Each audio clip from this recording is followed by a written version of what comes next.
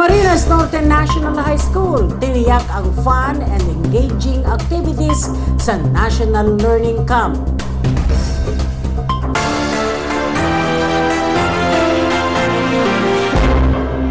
Puspusan na ang isinasagawang National Learning Camp activities ng Camarines Norte National High School na naglalayong tulungan ang mga mag-aaral na mas maging mahusay sa mga asignaturang Ingles, Agham at Matematika. Sa panayam ng CNTV, sinabi ni Francisco Torrero, punong guro ng Camarines Norte National High School, na sa kasalukuyan ay umaabot sa 97 campers ang pumapasok sa kanilang paaralan, habang 9 naman ang volunteer teachers na nagtuturo sa mga ito.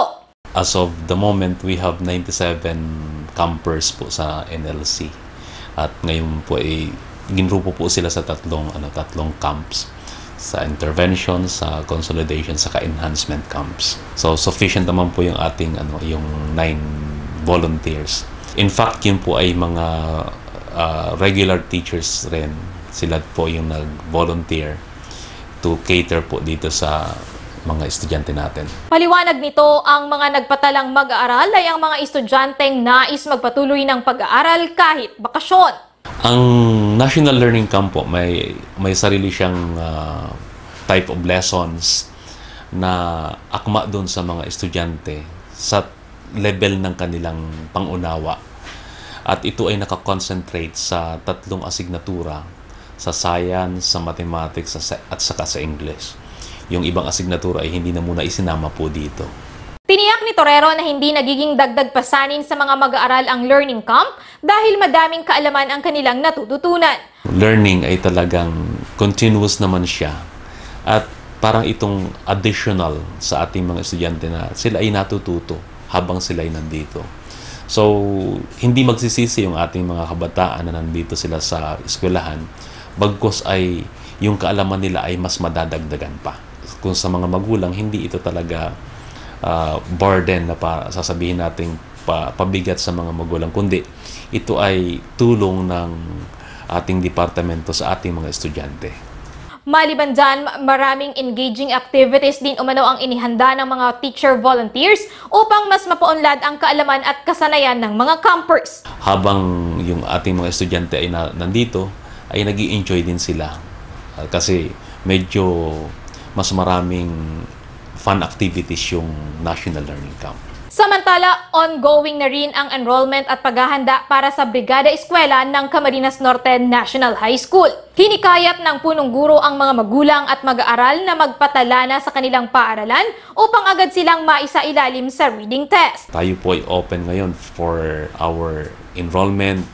Pag nagpa-enroll po kayo sa ating mga magulang, ay dalhin po natin ang mga anak natin kasi pinapabasa po natin sila from grades 7 to 12. Kasi po yan ang programa ng ating departamento na pabasahin yung ating mga estudyante para malaman natin kung anong level na ba yung kanilang reading ability, yung reading comprehensions nila.